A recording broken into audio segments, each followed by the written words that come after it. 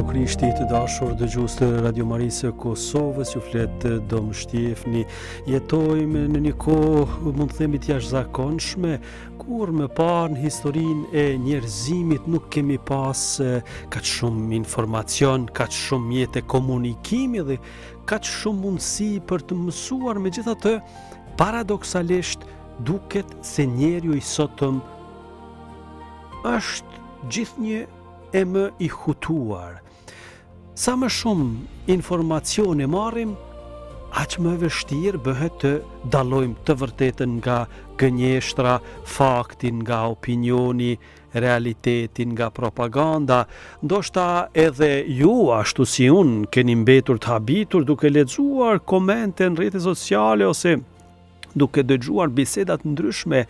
Disa njerëz flasin me një gjuhë të mbushur me urrëtie për çmim dhe fyerje, të tjerë sulmojnë figura që për dekada kanë qenë pjesë e krenarisë sonë kombëtare. Dëgjojmë njerëz që denigrojnë Gjergj Kastriotin, Skënderbeun, që përqeshin Shënën Terezën, që relativizojnë sakrificën e luftëtarëve të ushtrisë çlirimtare të Kosovës, ose që përpiqen ta zvoglojnë rëndësinë e identitetit ton kombëtar, duke thënë se kombit nuk duhet i kushtohet ndonjë rëndësi, kombi nuk ka vlerë, se vetëm përkatësia fetare ka rëndësi. Përballë këtyre dukurive lind natyrshëm një pyetje: çfarë po ndodh me shoqërinë tonë? A janë bërë njerëzit më të këqij? A është shtuar urrëtia? Apo mos vallë kemi të bëjmë me një problem më të thellë, me një mënyrë të smur të menduarit? Kjo është pyetja që do të na shoqëroj gjatë gjithë kësaj katekeze, sepse sot nuk dua të flasim kundër askujt, nuk dua gjykojmë njerëz, nuk dua të krijojmë ndarje të reja. Përkundrazi, duhet të përpiqemi të kuptojmë se çfarë ndodh me mendjen e njeriut kur ajo largohet nga e vërteta dhe e humb lidhjen me realitetin. Kjo nuk është vetëm një çështje politike, nuk është vetëm një çështje kombëtare, nuk është vetëm një çështje fetare, është një çështje thellësisht njerëzore. Është një çështje që prek secilin prej nesh, sepse askush nuk është i imunizuar nga gabimi, askush nuk është i imunizuar nga propaganda, askush nuk është i imunizuar nga manipulimi. Gjithë ne mund të mashtrohemi, edhe unë, edhe ju. Prandaj kjo katekez nuk është një gjykim ndaj, hajt po them kështu, atyre. Është një ftesë që secili prej nesh të shikoj spari veten. Sepse Krishti nuk na mësoi të kërkojmë vetëm trarin në syrin e tjetrit. Ai na ftoi të fillojmë gjithmonë nga vetja. Megjithatë, kjo nuk do të thotë se duhet të heqim dorë nga e vërteta, përkundrazi, dashuria dhe e vërteta ecin gjithmonë së bashku. Nuk mund ta duash njeriun duke e lënë në gënjeshtër. As nuk mund ta mbrosh të vërtetën duke e urryer njeriun. Krishti na mëson t'i bëjmë të dyja. Ta duam njeriun dhe ta kërkojmë të vërtetën. Në Ungjillin sipas Gjonit, Jezusi thot: "Do ta njihni të vërtetën dhe vërteta do t'ju bëjë të lirë." Vreni mirë, Jezusi nuk tha se do të na bëjë të lirë propaganda. Nuk tha se do të na bëjë të lirë ideologjia. Nuk tha se do të na bëjë të lirë turma. Ai tha: "E vërteta do t'ju bëj njerëz të lirë." Kjo do të thotë se sa herë largohemi nga e vërteta, humbasim edhe lirinë tonë. Ndoshta jo me një herë, por pak nga pak. Fillimisht fillojmë të përsërisim mendimet e të tjerëve, pastaj fillojmë të shohim vetëm atë që na pëlqen. Pastaj refuzojmë çdo fakt që nuk përputhet me bindjet tona dhe në fund arrijmë deri aty sa të mohojmë edhe atë që dikur ishte krejt e qartë. Historia na mëson se kështu kanë filluar shumë tragjedi. Asnjë shoqëri nuk bëhet fanatike brenda një dite. Asnjë popull nuk humbet aftësinë për gjykuar brenda një nate. Gjithçka fillon me hapa të vegjël, me deformimin e së vërtetës, me relativizimin e fakteve, me përsëritjen e vazhdueshme të njëjtave slogane, me frikën për të menduar ndryshe, me frikën për të bërë pyetje, dhe pak nga pak njeriu fillon të dyshoj edhe në atë që sheh me sytë e tij, me sytë e ballit. Pikërisht këtë fenomen e kanë studiuar psikolog, neurolog dhe filozof të shumë të kohës sonë. Ata vënë dukje se mendja njerëzore mund të manipulohet jo vetëm me gënjeshtra të drejtë për drejta, por edhe duke e mbi ngarkuar me informacione, duke e lodhur dhe duke e bërë të humbas aftësinë për të reflektuar me qetësi. Në vend që të mendojmë thellë, rrezikojmë të reagojmë vetëm sipas emocioneve ose sipas asaj që përsëritet më shpesh. Ky është një nga shqetësimet që ngrihen edhe në reflektimet e psikiatrit dhe neurologut Rafael Bonelli mbi mënyrën se si funksionon mendimi njerëzor dhe si mund të deformohet në kulturën e sotme. Kjo është arsyeja pse sot nuk do të merrem me partitë politike, as me polemika fetare, as me sulme personale. Ne do të flasim për diçka shumë të rëndësishme. Do të flasim për mendjen, për mënyrën si mendon njeriu, për mënyrën si formulohen bindjet tona, për mënyrën si mund të manipulohemi pa e kuptuar, por edhe për mënyrën se si mund ta shërojmë mendimin ton. Sepse lajmi i mirë është ky, mendja mund të shërohet. Njeriu mund të mësoj përsëri të mendoj. Mund të rikthehet tek e vërteta. Mund të çlirohet nga frika, mund të rifitoj lirinë e brendshme dhe pikrisht këtë rrugtim do të përpiqemi ta bëjmë së bashku gjatë kësaj katekeze. Ju ftoj ta bëjmë me zemër të hapur, me mendje të qetë dhe me dëshirën e sinqertë për të kërkuar të vërtetën, sepse vetëm ajo e vërtetë që kërkohet me përvujtëri është në gjendje ta ndërtoj njeriun, familjen dhe shoqërinë. Qëndroni me ne.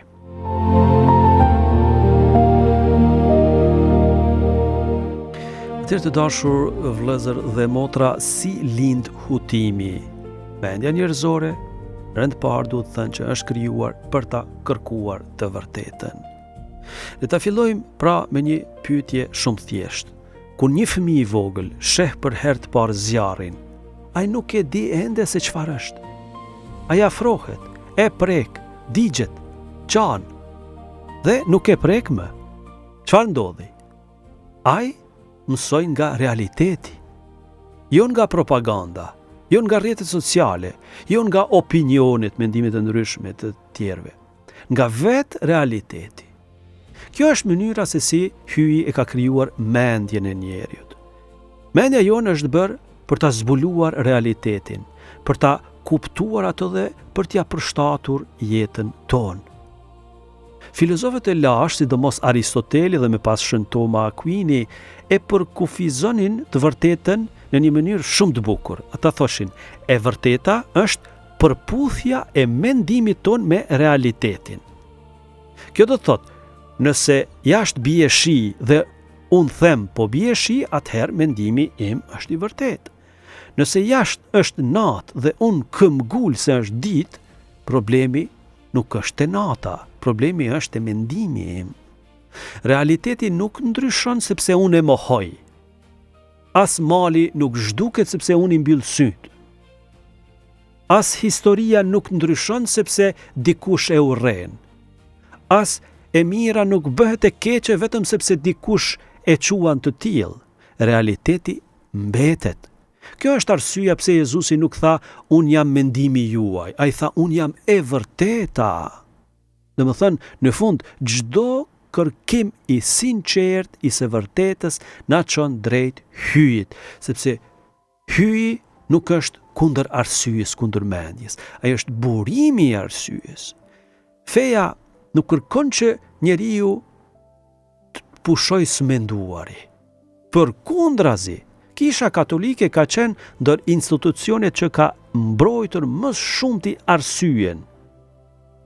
Universitetet, shkencën dhe filozofin. Shën Gjon Pali II shkruante, feja dhe arsyeja janë si dy krah me cilët shpirti njerëzor ngrihet drejt së vërtetës.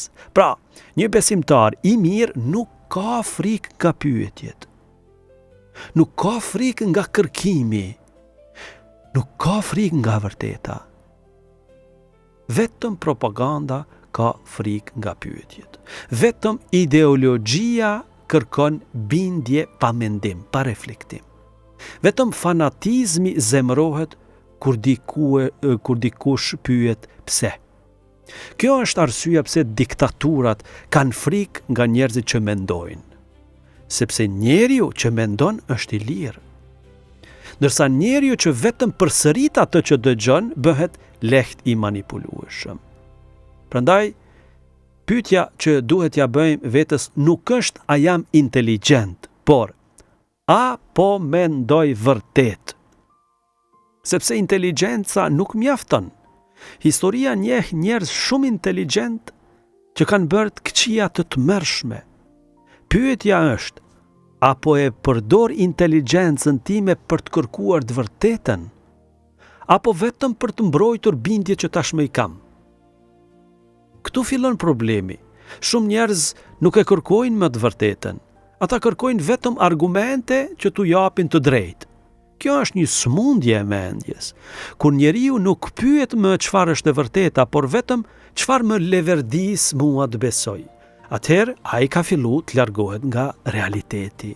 Dhe sa më shumë largohet nga realiteti, aq më shumë rritet hutimi. Do shta këtu mund të kuptojmë edhe një dukuri që po e shohim gjithnjë e më shpesh në shoqërinë tonë. Një njeri mund të jetë shumë i edukuar, mund të ketë diplom, mund të flasë disa gjuhë, mund të përdor teknologjinë më moderne, por kjo nuk do të thotë domosdoshmërisht se ai mendon mirë, sepse mendimi i shëndosh nuk matet me numrin e diplomave. Ai matet me aftësinë për ta dashur të vërtetën edhe kur ajo nuk na pëlqen. Edhe kur na korrigjon. Edhe kur na detyron të ndryshojmë mendim. Kjo kërkon përvojtëri. Dhe pikërisht këtu qëndron dallimi ndërmjet njeriu të urtë, të mençur dhe njeriu fanatik. Njeriu i urtë thotë mund të kem gabuar. Fanatiku thotë nuk mund të gaboj kurrë. Njeriu i mençur dëgjon. Fanatiku vetëm flet. Njeriu i urtë kërkon prova, dëshmi, evidenca. Fanatiku kërkon duar trokitje. Njeriu i urtë ndryshon mendim kur përballet me të vërtetën. Fanatiku përpiqet ta ndryshojë të vërtetën që të përshtatet me bindjet e tij. Kjo është arsyeja pse Jezusi e vendos përvojtërinë në themel të jetës shpirtërore, sepse vetëm zemra e përvojt është në gjendje me mësu. Ndërsa krenaria, mendjemadhësia e mbyll mendjen. Kur mendja mbyllet, njeriu nuk dëgjon më. Kur nuk dëgjon më, nuk mëson më. Dhe kur nuk mëson më, fillon të jetojë në një botë që e ka ndërtu vetë, një flusk. Fatkeqësisht, kjo është një nga smundjet më të mëdha të kohës sonë. Shumë njerëz nuk jetojnë më në realitet. Ata jetojnë në versionin e realitetit që ua ka ndërtuar dikush tjetër. Prandaj, para se të pyesim se çfarë ndodh me shoqërinë konkretisht shqiptare, duhet të pyesim çfarë po ndodh me mënyrën tonë të menduarit. Sepse çdo krizë shoqërore fillon shumë herët si krizë e të menduarit, pra. Sepse çdo krizë shoqërore fillon nga mënyra e gabueshme e të menduarit dhe vetëm duke e shëruar mënyrën se si mendojmë, mund të shpresojmë të shërojmë edhe mënyrën se si jetojmë. Në pjesën tjetër do të flasim për çështjen se kur mendja pushon së menduari çfarë ndodh.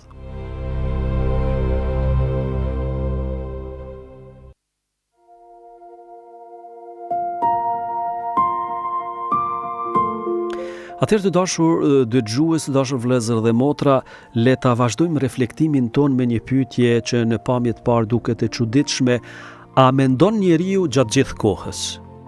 instinktivisht do të përgjigjeshim po. Por psikologjia moderne dhe neuroshkenca japin një përgjigje shumë më interesante. Në të vërtetë, ne nuk mendojmë gjithmonë në të njëjtën mënyrë. Ka momente kur reagojmë më njëherë, dhe ka momente kur ndalemi, analizojmë, peshojmë dhe vetëm atëherë marrim një vendim. Kjo është arsyeja pse shumë studiues të mendimit njerëzor e bëjnë dallimin ndërmjet dy mënyrave të funksionimit të mendjes. Njëra është mendimi i shpejt, tjetra është mendimi i ngadalt.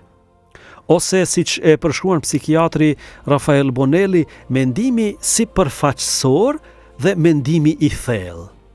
Ai thekson se mendimi sipërfaqësor është i shpejtë dhe ekonomik, ndërsa mendimi i thellë kërkon përqendrim, kohë dhe përpjekje. Kjo është jashtëzakonisht e rëndësishme për të kuptuar kohën në cilën jetojmë, sepse askush prej nesh nuk mund me jetu vetëm me mendim të thellë. Kur ecim në rrugë, kur ngasim makinën, kur përshëndesim një mik, kur pim një gotë ujë, ne nuk e analizojmë çdo lëvizje. Po të ishte kështu, nuk do të bënim asnjë hapa. Prandaj, Zoti e ka kriju trurin tonë në mënyrë të mrekullueshme. Shumë gjëra i bëjmë automatikisht. Kjo është një dhuratë, por pikërisht këtu fshihet edhe një rrezik, sepse ajo që është e dobishme për jetën e përditshme mund të bëhet e rrezikshme kur kemi të bëjmë me çështjet e së vërtetës. Kur dëgjojmë një lajm, kur lexojmë një koment, kur shohim një video, kur dëgjojmë një predikim, kur dëgjojmë një politikan, kur dëgjojmë edhe këtë katekez, ne nuk duhet të reagojmë më njëherë. Duhet të mendojmë, duhet të pyesim, duhet të verifikojmë, duhet të krahasojmë, sepse pikërisht këtu fillon liria. Liria nuk është të thuash atë që të vjen në mendje. Liria është të mos bëhesh sklav i mendimit të parë që të kalon në përmendje. Le të bëjmë një shembull, ta marrim një shembull shumë të thjeshtë. Imagjinoni se dikush hyn në një sallë dhe vërtet po digjet ndërtesa. Çfarë ndodh? Pothuajse gjithë ngrihen në këmbë. Askush nuk pyet më njëherë a është e vërtet, sepse reagimi ynë i parë është emocional. Vetëm më vonë fillon analiza. A ka tym? A ka zjarr? Apo i kinë edhe të tjerët?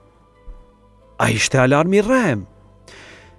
Ky proces i dytë është mendimi i thellë. Dhe pikërisht ky proces po bëhet gjithnjë e më i rrallë në kulturën moderne. Pse? Sepse nuk kemi më kohë, nuk kemi më heshtje, nuk kemi më durim. Çdo minutë telefoni na sjell një lajm të ri, një video të re, një koment të ri, një polemik të re, një zemrim të ri, një skandal të ri, një themi kështu urgjencë të re. Dhe para se të kemi menduar seriozisht për njërin, ka ardhur tashmë tjetra. Bonelli vëren se kjo rrjedhë e pandërprer informacioni e mban mendjen në nivelin sipërfaqësor. Informacionet grumbullohen pa u lidhur në një kuptim të plot dhe pa u verifikuar. Të dashur dëgjues, ndaluni për një çast dhe mendoni sa lajme keni lexuar dje. Sa prej tyre i mbani mend sot? Sa prej tyre i keni verifikuar? Sa prej tyre kanë ndryshuar realisht jetën tuaj? Sa e kanë ndryshuar? Ka shumë mundësi që përgjigja të jetë shumë pak. Megjithatë, secili prej atyre lajmeve ka lënë një gjurmë në mendjen tonë, edhe kur nuk e kuptojmë, edhe kur mendojmë se e kemi harru. Mendja jonë është si një kopsht, çdo informacion është një farë. Problemi nuk është vetëm se çfarë mbillet, problemi është se shumë prej nesh nuk e pastrojnë më kopshtin. Prandaj, rriten edhe lulet. Por, rriten edhe ferrat. Rriten edhe barrat e këqija. Dhe pas disa vitesh, njeriu nuk arrin më të dallojë se çfarë është mbjell dhe çfarë është mbjell me dashje dhe çfarë është rritur vetvetiu. Kjo është një figurë shumë e bukur edhe për jetën shpirtërore, sepse Jezusi vet flet për farën, por ai flet edhe për armikun që mbjell egjra ndërsa njerëzit flenë.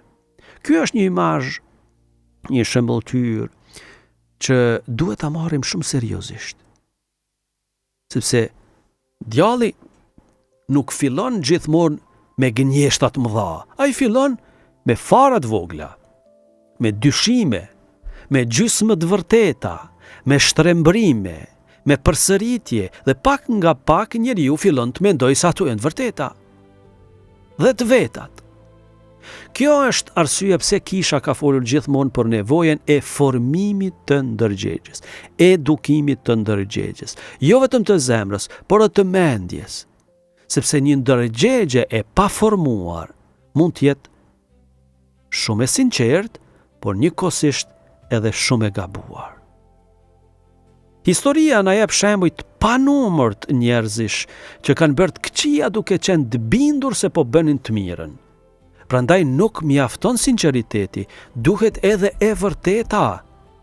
Sinqeriteti pa të vërtetën mund ta çojë njeriu në humbje. Ndërsa e vërteta, edhe kur është e vështirë, e çon drejt lirisë. Prandaj pyetja që secili prej nesh duhet ja bëj vetes sot është kjo: kur kam ndalur për herë të fundit për të menduar thellë? Kur jam ndalë dhe me menu pak më thellë.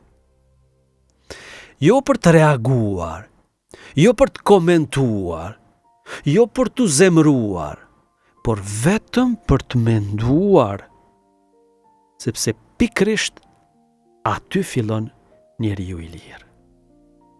Pjesën tjetër do të flasim si manipulohet një shoqëri. Qëndroni me ne.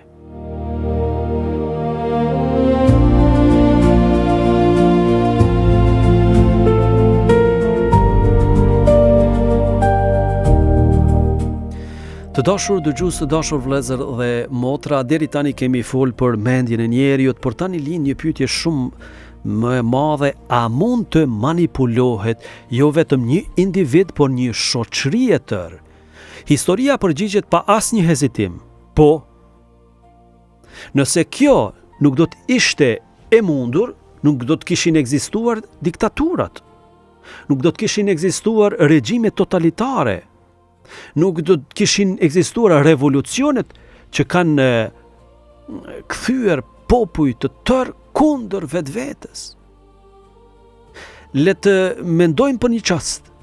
Në Gjermaninë e viteve 30 jetonin njerëz të arsimuar, mjek, profesor, jurist, muzikant, shkencëtar. Megjithatë, një pjesë e madhe e shoqërisë filloi të pranonte gjëra që pak vite më parë do të kishte konsideruar të paimagjinueshme.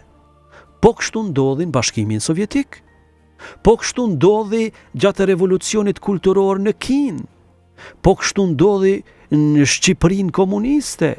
Brenda pak vitesh u krijua një realitet krejtësisht i ri. Jo sepse kishte ndryshuar e vërteta, por sepse ishte ndryshuar mënyra e të menduarit. Prandaj, duhet të kuptojmë një gjë shumë të rëndësishme. Manipulimi nuk fillon duke ndryshuar realitetin. Manipulimi fillon duke ndryshuar mënyrën se si njerëzit e shohin realitetin. Imagjinoni një klasë me 20 nxënës. Mësuesi nxjerr jashtë njërin prej tyre. Pastaj u thot të 19-ve të tjerë: kur shoku juaj të kthehet, gjithë do të thoni se kjo fletë e kuqe është blu, është e kaltër. Edhe nxënësi hyn. Shikon qartë se fleta është e kuqe. Mësuesi pyet: çfarë ngjyre ka kjo fletë? I pari përgjigjet: blu. Edhe i dyti: blu. Edhe i treti: blu. i katërti, pesti, edhe gjithë tjerët. Çfarë ndodh me nxënësit, me këtë nxënësin që është kthyer, që e kanë çu për jashtë, por është kthy dhe i ka dëgjuar këto përgjigje, ai fillon të dyshojë. Jo sepse sytë e tij kanë pushuar se funksionuari, por sepse presioni i grupit bëhet më i fortë se përvoja personale. Kjo është një nga përfundimet më të njohura të psikologjisë sociale, e treguar në eksperimentet klasike mbi konformizmin. Njeriu ka një nevojë shumë të madhe për t'i përkitur grupit. E shpesh kjo nevojë bëhet më e fortë se sa vetë kërkimi i së vërtetës. Dhe këtu fillon drama. Njeriu nuk pyet më çfarë shoh unë, ai pyet çfarë po thonë gjithë. Mendojeni për jetën tonë, sa herë kemi heshtur, jo sepse nuk e dinim të vërtetën, por sepse kishim frikë të mbeteshim vetëm. Sa herë nuk kemi folë, sepse kemi menduar çfarë do të thonë të tjerët. Kjo nuk ndodh vetëm në politikë, ndodh në familje, në shkollë, në universitet, në vendin e punës, edhe në kishë, edhe në rrjetet sociale. Njeriu ka frikë të mbetet vetëm. Dhe kjo frikë është një nga mjetet më të fuqishme të manipulimit. Por sot ekziston edhe një rrezik tjetër. Ai quhet algoritëm. Shumë prej nesh mendojnë se kur e hapim telefonin ne zgjedhim atë që duam të shohim. Në të vërtetë ndodh edhe e kundërta. Edhe telefoni zgjedh atë që do të na tregojë neve. Nëse një ditë ndalemi te një video, nesër do të marrim 10 të ngjashme. Nëse ndalemi te një teori, algoritmi do të na jap edhe 20 të tjera. Nëse ndalemi te zemrimi, do të na ushqej edhe më shumë zemrim. Pak nga pak krijohet ajo që quhet flusk informative. Thonë një lloj bote që është krijuar. Brenda saj dëgjojmë pothuajse vetëm njerëz që mendojnë si ne. Psikiatri, psikoterapisti Bonelli e përshkruan pikërisht këtë fenomen. Algoritmet priren t'i ofrojnë përdoruesit gjithnjë e më shumë të njëjtin lloj përmbajtje, duke krijuar bindjen se të gjithë mendojnë kështu. Kjo është jashtëzakonisht e rrezikshme, sepse njeriu fillon të besojë se mendimi i grupit të tij është mendimi i gjithë botës. Kur pastaj përballet me dikë që mendon ndryshe, nuk habitet vetëm. Shpesh zemrohet, idhnohet, madje mendon se tjetri është armik. Të dashur dëgjues, duhet të ndalemi për një çast. Më shqetëson shumë një dykuri që po e shoh gjithnjë e më shpesh. Shumë njerëz nuk lexojnë më, nuk studiojnë më, nuk krahasojnë më burime, nuk bëjnë pyetje. Ata vetëm konzumojnë një video, pastaj një tjetër, pastaj një tjetër, pastaj një tjetër. Në fund të ditës kanë parë ndoshta 100 video, por nuk kanë menduar thellë as për njërin. Edhe pikërisht këtu qëndron tragjedia. Njeriu fillon të ketë shumë informacion, por gjithnjë e më pak urti, mençuri. Shumë zëra, por gjithnjë me pak heshtje. Shumë reagime, por gjithnjë e më pak reflektim. Kjo na kujton një nga episodet më të dhimbshme të Ungjillit, të premtën e madhe. Vetëm pak ditë më parë, turma kishte brohuritur Hosana, të birit të Davidit, por pas pak ditësh e njëjta turmë bërtiste kryqëzoje. Çfarë ndryshoi? Jezusi nuk ndryshoi. E vërteta nuk ndryshoi. Ndryshoi turma. Ndryshoi mënyra si u drejtua turma. Sa aktual është ky Ungjill. Edhe sot turma mund të ngrejë dikën në qiell dhe pas një jave ta shkatërroj, pa e njohur, pa e dëgjuar, pa e gjykuar drejt, vetëm sepse turma ka ndryshuar drejtim. Prandaj i krishterë nuk mund ta ndërtojnë ndërgjegjen mbi zërin e turmës. Ne nuk ndjekim turmën, ne ndjekim Krishtin. Turma ndryshon çdo ditë, Krishti mbetet i njëjtë dje, sot e përgjithmonë. Kjo është arsyeja pse ndërgjegja e krishterë duhet të jetë gjithmonë më e fortë se presioni i turmës. Sepse historia na mëson një të vërtetë të madhe. Turma mundet me gabu, shumica mundet me gabu, moda mundet me gabu, ideologjit munden me gabu, por e vërteta nuk ndryshon vetëm sepse shumica nuk e pranon.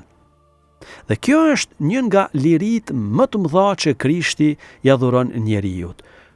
Lirin për me qëndru në anën e së vërtetës edhe atëherë kur mbetet vetëm. Pjesën tjetër do të flasim kur ideologjia bëhet më e rëndësishme se e vërteta. Qëndroni me ne.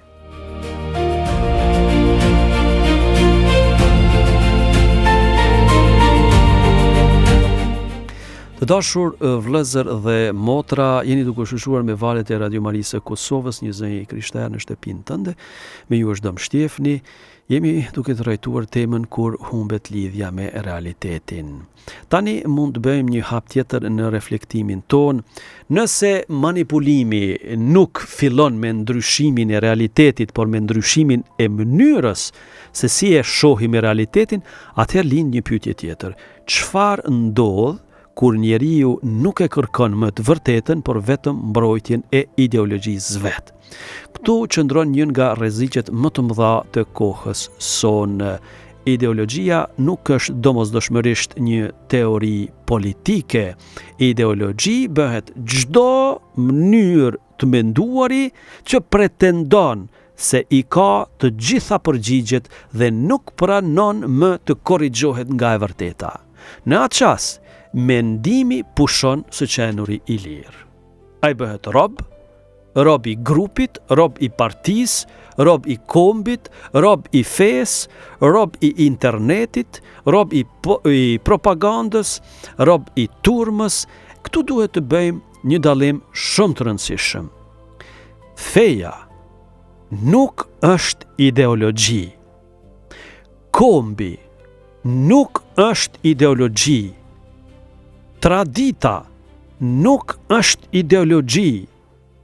As shkenca nuk është ideologji. Por, secila prej tyre mund të shndërrohet në ideologji nëse përdoret për të mbyllur mendjen në vend që ta hap atë ndaj së vërtetës. Një besimtar i vërtet nuk ka frikë nga e vërteta. Një patriot i vërtet nuk ka frikë nga e vërteta. Një shkencëtar i vërtet nuk ka frikë nga e vërteta. Vetëm ideologu ka frikë, sepse ideologjia jeton nga frika. Frika se mos del ndrit ndonjë fakt që e rrezon. Prandaj ideologjia nuk pyet a është e vërtet, ajo pyet a i shërben kauzës son. Dhe këtu fillon deformimi. Le ta zbresim këtë në jetën tonë të përditshme. Imagjinonin dy njerëz. Të dy lexojnë njëjtin fakt historik. I pari pyet çfarë mund të mësoj prej tij. I dyti pyet a më ndihmon ky fakt ta mbroj grupin tim. Tashmë ata nuk janë më duke kërkuar të njëjtën gjë. I pari kërkon të vërtetën, i dyti kërkon konfirmimin e bindjeve të veta. Dhe fatkeqësisht gjithë ne kemi këtë tundim. Mos mendoni se është tundim vetëm i të tjerëve. Edhe prifti mund të bjerë në këtë tundim. Edhe profesori, edhe gazetari, edhe politikani, edhe besimtari, edhe ateisti, sepse është një tundim thellësisht njerëzor, është tundim për ta vënë egon mbi të vërtetën. Le ta shikojmë tani me shumë qetësi realitetin ton shqiptar. Shqiptarët kanë një histori të jashtëzakonshme. Kemi kaluar pushtime, perandori, luftra, diktatura, përçarje. Megjithatë, kemi arritur të mbijetojmë si popull. Pse? Sepse kemi ditur të dallojmë atë që na bashkon nga ajo që na ndan. Në historinë tonë kanë qenë të pranishëm katolik, musliman, ortodoks, bektashinj, edhe njerëz pa besim. Por, kur ka qenë rrezik vetë ekzistenca e kombit shqiptar, shumë prej tyre kanë ditur të punojnë së bashku. Kjo nuk do të thotë se kanë menduar njësoj, as se kanë besuar njësoj, do të thotë se kanë kuptuar një të vërtetë më të madhe, se e mira e përbashkët kërkon bashkëpunim. Mirë po, sot po shohim një prirje shqetësuese. Nuk po flas për shumicën e shqiptarëve, po flas për një prirje që po përhapet në disa rryma mendimi. Fillimisht nuk sulmohen faktet, sulmohen njerëzit. Jo për atë që kanë bërë, por për atë grup ku përkasin. Dikush nuk pyet më çfarë bëri Skënderbeu për historinë shqiptare, ai pyet çfarë feje kishte. Nuk pyet çfarë i dha njerëzimit Nën Tereza, pyet cilës fej përkiste.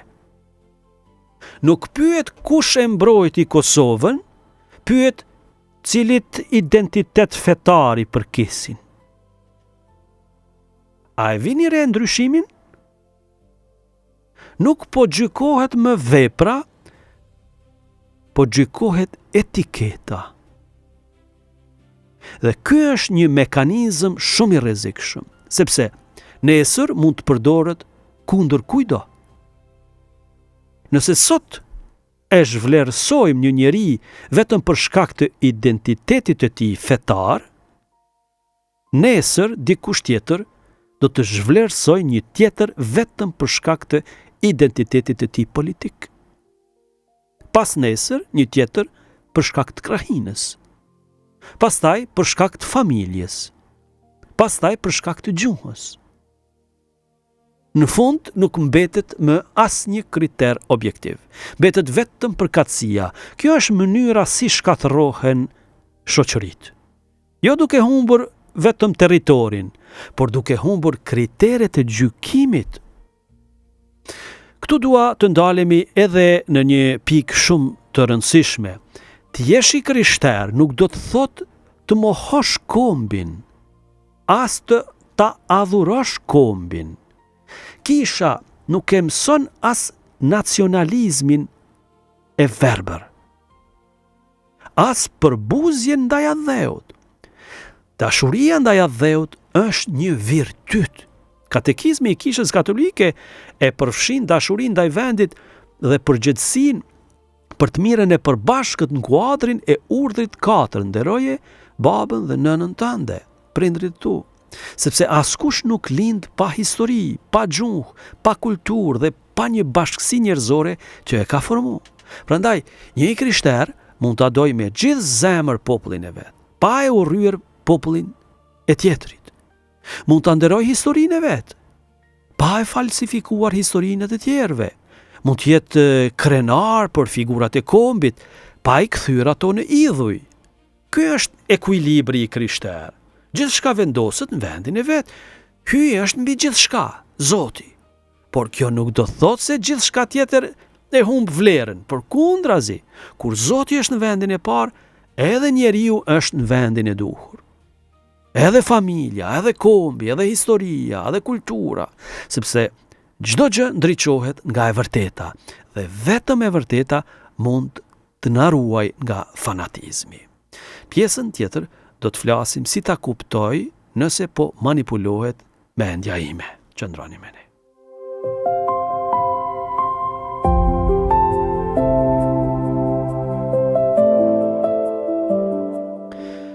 Të dashur dëgjues, vëllezër dhe motra, të nderuar miq, deri tani kemi folur për manipulimin, për propagandën, për turmën, për algoritmet, për ideologjit, por tani dëshiroj ta lëmë një anë shoqërinë. Le të mos mendojmë për të tjerët, le të mendojmë për veten, sepse është shumë e lehtë të themi po ai është manipuluar, po ata janë mashtruar, por Jezusi gjithmonë na kthen tek vetja. Prandaj sot dua t'ju propozoj një lloj ekzaminimi, një lloj shqyrtimi të ndërgjegjes së mendjes. Ashtu siç e bëjmë ekzaminimin, shqyrtimin e ndërgjegjes për jetën shpirtërore, mund ta bëjmë edhe një ekzaminim të mënyrës sonë të menduarit. Mos u përgjigjni me zëm, përgjigjni në zemrën tuaj. Pyetja e parë. a ndryshoj ndonjëherë mendim unë? Kam ndryshuar ndonjëherë mendimin. Nëse përgjigja është kurrë, atëherë duhet të shqetësohem. Sepse vetëm Zoti është i pagabueshëm. Ne të gjithë mund gabojmë. Përvojtëria fillon pikërisht këtu. Pyetja e dytë. Kur dëgjoj një mendim ndryshe nga imi, a përpiqem ta kuptoj apo menjëherë zemërohem, i dhënohem? Nëse zemrimi vjen para arsyetimit, atëherë emocionet kanë fillu ta sundojnë mendjen. Dhe kjo është porta, dera nga ku hyn manipulimi. Pyetja e tretë. A lexoj vetëm autor që pajtohen me mua? Nëse po, atëherë ndoshta jetoj brenda një fluske, bote, iluzioni. Një njeri i lirë nuk ka frikë të dëgjoj edhe mendimin e tjetrit, ose një mendim tjetër. Jo sepse do të pajtohet me të, por sepse dëshiron ta kuptoj. Pyetja e katërt. A e kontrolloj burimin e një lajmi para se ta shpërndaj? Sa herë kemi shpërndar një lajm vetëm sepse na pëlqeu? Sa herë kemi thënë e pash në Facebook? Dikush e kishte postu. Më erdhi në WhatsApp. Por, a është kjo kriter për të vërtetën? Jo. Të krishterët nuk janë thirrur të jenë shpërndarës të thashëthemeve. Janë thirrur të jenë dëshmitar të së vërtetës. Dëshmitar të së vërtetës. Pyetja 5. A ka mende aftësinë të them nuk e di? Kjo është një nga shenjat më të bukura të urtisë mençurisë. Njeriu i mençur nuk ka përgjigje për çdo gjë. Ai di edhe me hesht, di edhe me prit, di edhe me vazhdu kërkimin. Sot për fat keq duket sikur secili duhet të ketë një opinion për gjithçka. Por jo, nuk kemi pse dim gjithçka. Më e rëndësishme është të dim ta kërkojmë të vërtetën. Pyetja e 6. Sa kohë kaloj çdo ditë në heshtje? Jo me telefon, jo me televizor, jo me muzikë, vetëm në heshtje. Je i sinqert, jepja vetës këtë përgjigje. Sepse mendimi i thellë lind vetëm në heshtje. Është domethënëse që Zoti në Shkrimin e Shenjtë nuk flet zakonisht në zhurmë. Profeti Elia nuk e gjeti Zotin në stuhi, as në tërmet, as në zjarr, por në puhizën e lehtë. Edhe mendimi i shëndosh lind në atë lloj qetësie. Pyetja e 7. Kur ishte hera e fundit që lexova një libër të plotë? Jo vetëm titullin, jo vetëm përmbledhjen, pasqyrën e lëndës, jo vetëm komentet, por një libër, sepse libri na mëson durimin, na mëson përqendrimin, na mëson të ndjekim një mendim deri në fund. Rrjetet sociale na mësojnë të kundërtën, na mësojnë të kalojmë më një herë tek tjetra. Pyetja 8. A jam ende në gjendje me dëgju? Jo vetëm me fol, sepse dëgjimi është akt dashurie. Dëgjimi është vepër dashnie. Por është edhe akt inteligjence. Njeriu që nuk dëgjon më, nuk mëson më. Pyetja 9. a e gjykoj një njeri si pas asaj që ka bërë, apo si pas grupit cili ti përket? Kjo është një pyetje shumë e rëndësishme, sepse këtu fillon ose drejtësia ose paragjykimi. Nëse një njeri është i mirë, është i mirë. Nëse një njeri ka bërë një vepër të madhe, ajo vepër mbetet e madhe. Përkatësia e tij nuk e ndryshon automatikisht të vërtetën. As nuk e shkatërron. Pyetja e 10. Dhe ndoshta më e rëndësishmja. A e dua të vërtetën më shumë se sa fitoren në debat? Sepse këto dy gjëra nuk janë gjithmonë e njëjta gjë. Ndonjëherë e humbasim debatin, por fitojmë të vërtetën. Ndonjëherë fillojmë debatin dhe e fitojmë, por e humbasim të vërtetën. Por Jezusin nuk kishte rëndësi të fiton të çdo debat. Kishte rëndësi të dëshmonte të vërtetën. Madje edhe atëherë kur kjo e çoi deri në kryq.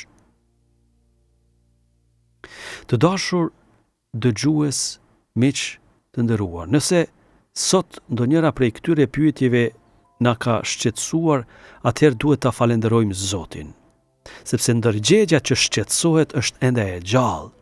Problemi nuk është kur e zbulojmë se kemi gabu. Problemi fillon kur nuk e pranojmë më mundësinë se mund të gabojmë. Kjo është pika ku mendimi pushon së qenuri kërkim dhe bëhet ideologji. Dërsa dishepulli, nxënësi i Krishtit, mbetet gjithmonë nxënës.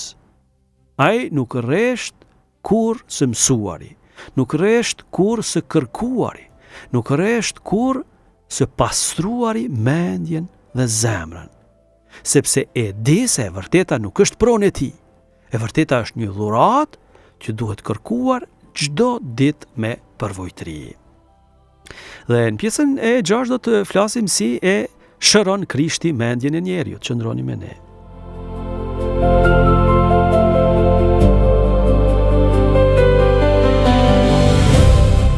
Të dashur dëgjues, pas gjithë këtij reflektimi, ndoshta dikush mund të ndihet i shqetësuar, mund të mendojë po atëherë kujt ti besoj, a mund ta njoh më të vërtetën? Nëse ka kaq shumë manipulime, a mos vallë gjithçka është relative? Jo. Pikërisht këtu qëndron dallimi ndërmjet mendimit krishter dhe pesimizmit. I krishteri nuk beson se gënjeshtra është më e fortë se e vërteta.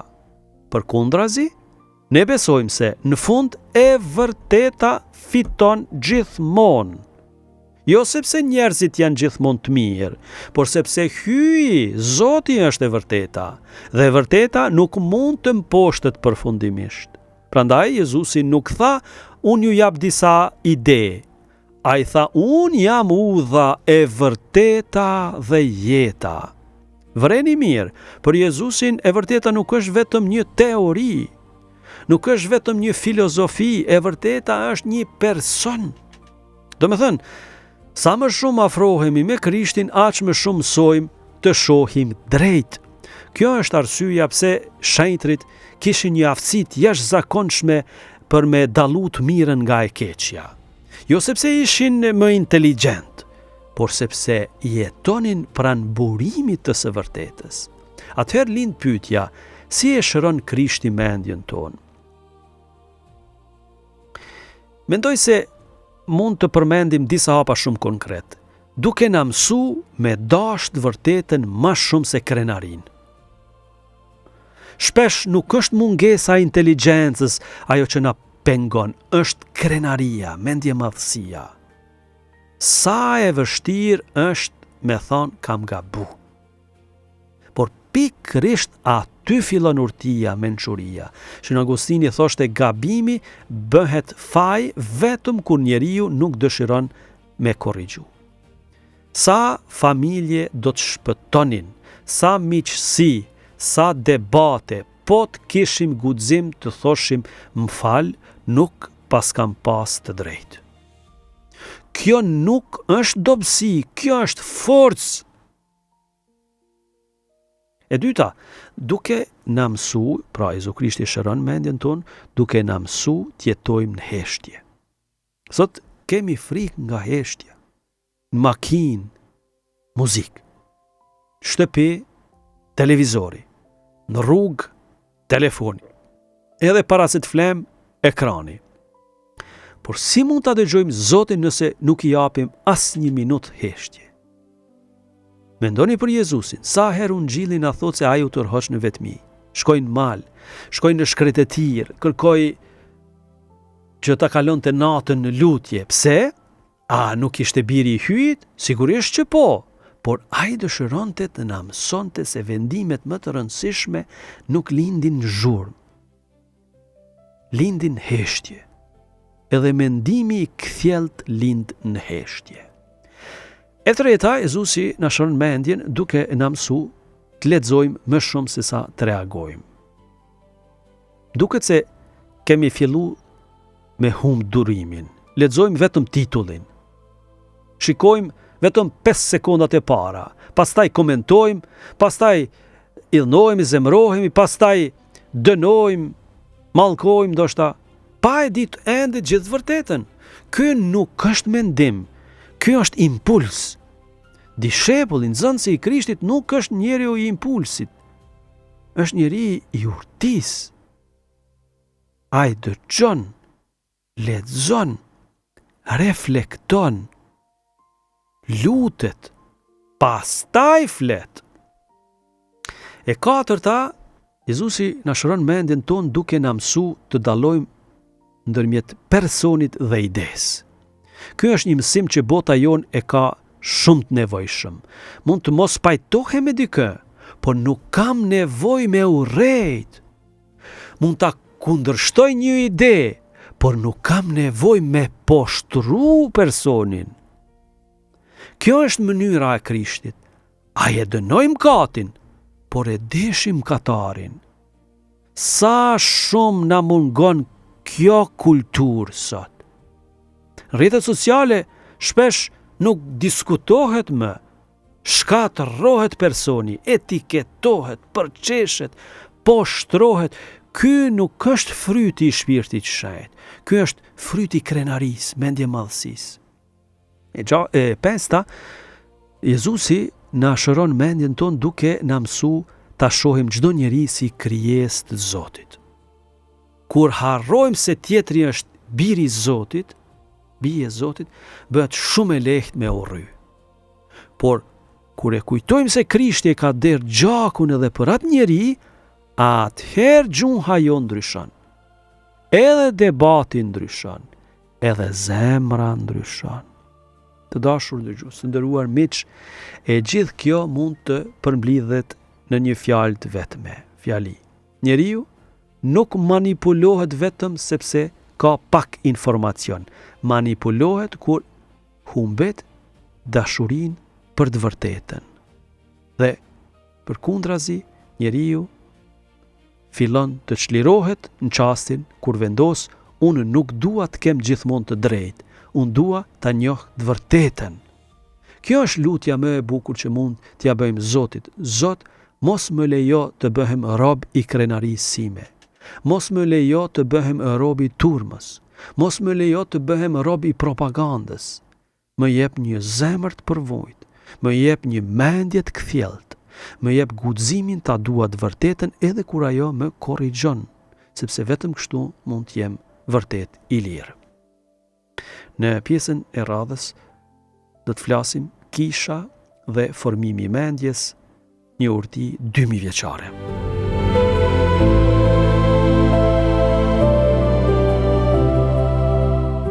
Dashur dëgjues, vëllezër dhe motra, ndoshta dikush mund të mendoj se gjithë kjo që kemi folë sot është një zbulim i psikologjisë moderne. Në të vërtetë, jo.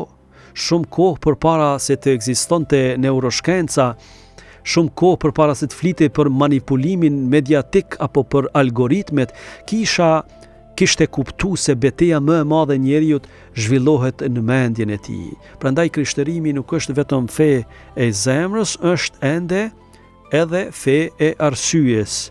Në historinë e kishës nuk gjejmë përbuzje ndaj mendimit, përkundrazi gjejmë një ftesë të vazhdueshme për me ndriçu mendjen. Kjo është arsyeja pse universitetet e para evropiane lindën pikërisht në mjedisin e kishës, sepse kisha besonte se nuk ka kundërshtim ndërmjet fesë dhe arsyes, mendjes, shkencës. Të dyja burojnë nga i njëjti. Shën Augustini, një nga mendjet më të mëdha të krishterimit, e kaloi rinin duke kërku të vërtetën në filozofi të ndryshme, kur më në fund e gjeti Krishtin, ai nuk tha tani nuk kam më nevojë me mendu. Përkundrazi, ai tha një fjali që ka mbetë e famshme: kupto që të besosh dhe beso që të kuptosh më mirë. Intellige ut credo. Crede ut intelligas. Sa e bukur është kjo. Besimi nuk e shuan arsyen, mendjen. Besimi e pastron arsyen. Dhe arsyeja e ndihmon besimin të mos bjerë në fanatizëm. Edhe Shën Tom Aquini, ndoshta filozofi dhe teologu më i madh i kishës, na kujton se e vërteta është përputhja ndërmjet mendjes sonë dhe realitetit. Kjo do të thotë se mendja nuk krijon të vërtetën, ajo e zbulon atë. Sa aktual tingëllon ky mësim sot. Në një kohë kur secili pretendon se e ka të vërtetën e vet, kisha na kujton se e vërteta nuk shpiket. Ajo kërkohet, pranohet, jetohet. Shën John Pauli II në enciklikën e tij të famshme Fides et Ratio shkruan se feja dhe arsyeja janë, ose intelekti, janë si dy krah me të cilat shpirti njerëzor ngrihet drejt soditjes së të vërtetës. Mendojeni këtë imazh. Një zog nuk mund fluturoj me një krah, po kështu edhe njeriu. Nëse ka vetëm arsye, por nuk ka besim, fe, rrezikon të bjerë në krenari, mendje madhësi. Nëse ka vetëm ndjenja fetare, por nuk e ushtron mendjen, arsyen, nuk e përdor intelektin, rrezikon të bjerë në fanatizëm. Prandaj, hyi na ka dhënë të dyja, mendjen dhe zemrën. Papa Benedikti XVI e shihte një nga rreziqet më të mëdha të kohës sonë në atë që ai e quajti diktatura e relativizmit. Çfarë do thotë kjo? Do thotë se shoqëria fillon të sillet sikur nuk ekziston më një e vërtet objektive. Sikur gjithçka ishte vetëm çështje shijesh, çështje emocionesh, çështje preference, por nëse nuk ekziston më e vërteta, atëherë nuk ekziston më as drejtësia. Sepse edhe drejtësia mbështetet mbi të vërtetën, nuk mund të ketë drejtësi pa të vërtetë. Nuk mund të ketë paqe pa të vërtetë. Nuk mund të ketë liri pa të vërtetë. Papa Francesku na paralajmëron vazhdimisht për një rrezik tjetër: polarizimin, kulturën e përjashtimit, kulturën ku njeriu nuk dëgjon më, vetëm bërtet, vetëm etiketon, vetëm përjashton. Prandaj ai flet për kulturën e takimit, sepse dialogu nuk është dobësi. Dialogu është shprehje e besimit se e vërteta nuk ka frikë nga pyetjet. Vetëm propaganda ka frikë nga pyetjet. Vetëm ideologjia ka frikë nga dialogu. E vërteta nuk ka frikë. Dhe në fund kthehemi përsëri tek shkrimi i shenjtë. Shën Pauli nuk u thot krishterëve përshtatuni me botën. Ai u thot mos ju përshtatni këtij shekulli, por shndrohuni me anë të përtritjes së mendjes suaj. Vëreni mirë. Ai nuk thot vetëm pastroni zemrën, ai thot përtriteni mendjen. Përtriteni mendjen, sepse zemra dhe mendja nuk janë kundërshtare, ato duhet të ecin së bashku. Kur mendja ndriçohet nga vërteta, zemra mëson me dashuru, me dasht drejt. Kur zemra mbushet me dashurinë e Krishtit, edhe mendja bëhet më e kthjellët. Ky është njeriu i plot, ky është ideali krishter, jo një njeri që di shumë, por një njeri që mendon drejt, që dashuron drejt dhe që jeton në të vërtetën. Të bëhemi njerëz që mendojnë, që luten dhe që ndërtojnë. Të dashur dëgjues, po i afrohemi fundit të këtij reflektimi. Ndoshta dikush prej jush po mendon mirë, por çfarë mund të bëj unë? Fundit unë jam vetëm një njeri, nuk jam politikan, nuk jam profesor universiteti, nuk jam gazetar, nuk jam drejtuesi një televizioni. Çfarë mund të ndryshoj një njeri vetëm? Është një pyetje shumë e bukur dhe përgjigjja është po aq e bukur. Historia na mëson se ndryshimet më të mëdha nuk kanë filluar kurrë me turmat. Kanë filluar me njerëz, me një Abraham, me një Mojsi, me një David, me një Mari të Nazaretit, me 12 apostoj, me një Francesc të Asizit, me një Nën Terez. Hyi nuk pret që të gjithë të ndryshojnë një herësh. Ai pret që secili të fillojë nga vetja. Ndoshta kjo është pikërisht betejë më e madhe e kohës sonë, jo betejë për të pushtuar territore, por betejë për të mos humbur mendjen, sepse një shoqëri nuk shkatërrohet vetëm kur humb kufijt, ajo fillon të shkatërrohet kur humbet aftësinë për dallu të vërtetën nga gënjeshtra, kur nuk dallon më të mirën nga e keqja, kur nuk dallon më nderimin nga përçmimi, kur nuk dallon më lirin nga manipulimi, atëherë fillon errësira. Por ne si krishterë nuk jemi njerëz të errësirës, jemi bijë të dritës. Dhe drita nuk lufton errësirën duke bërtitur. Drita lufton errësirën si duke ndriçuar. Kjo është thirrja jon. Mos u bëni zëj i urrëties. Bëhuni zëj së vërtetës. Mos u bëni shpërndarës të frikës. Bëhuni shpërndarës të shpresës. Mos u bëni njerëz që përsërisin gjithçka që dëgjojnë. Bëhuni njerëz që mendojnë. Mos u bëni njerëz që përçajnë. Bëhuni njerëz që ndërtojnë. Shpesh pyesim çfarë do të bëhet me Shqipërinë, çfarë do të bëhet me Kosovën, çfarë do të bëhet me kombin ton. Por ndoshta duhet të filloj me një pyetje tjetër, çfarë do të bëhet me mua? Sepse kombi nuk është një ide abstrakte. Kombi jemi ne, shoqëria jemi ne, familja jemi ne, kisha jemi ne. Nëse secili prej nesh bëhet pak më i drejtë, pak më i urtë, më i mençur, pak më i qetë, pak më i vërtet, atëherë dhe shoqëria do të bëhet ndryshe. Të dashur miq, shpesh flasim për nevojën e një rilindjeje, por çdo rilindje e vërtet fillon në ndërgjegje, jo në parlament, jo në televizion, jo në internet, por në zemrën e njeriut. Kështu filloi edhe krishterimi. Jezusi nuk e pushtoi Romën, ai e ndryshoi zemrën e njerëzve. Dhe zemrat e ndryshuan. Këto zemrat që ishin të ndryshuara e ndryshuan botën. Kam përshtypjen se sot kemi nevojë për një kulturë të re, një kulturë të reflektimit, të leximit, të dialogut, të lutjes, të heshtjes, të respektit, sepse vetëm mbi këto themele mund të ndërtohet një shoqëri e shëndosh. Nuk kemi nevojë për më shumë zhurmë, kemi nevojë për më shumë urti, më shumë mençuri, nuk kemi nevojë për më shumë sharje. Kemi nevojë për më shumë argumente. Nuk kemi nevojë për më shumë propagandë.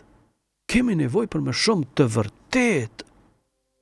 Në fund, dëshiroj t'ju lë një mendim kur ta mbyllni radion sot. Mos mendoni më njëherë për të tjerët. Mos mendoni ky emision ishte për filanin. Jo, mendoni për veten.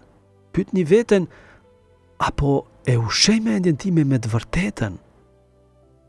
Apo e ruaj zemrën time nga urrëtia? Apo e formoj ndërgjegjen time sipas ungjillit? A jam bërë njeri që ndërton apo njeri që shkatëron?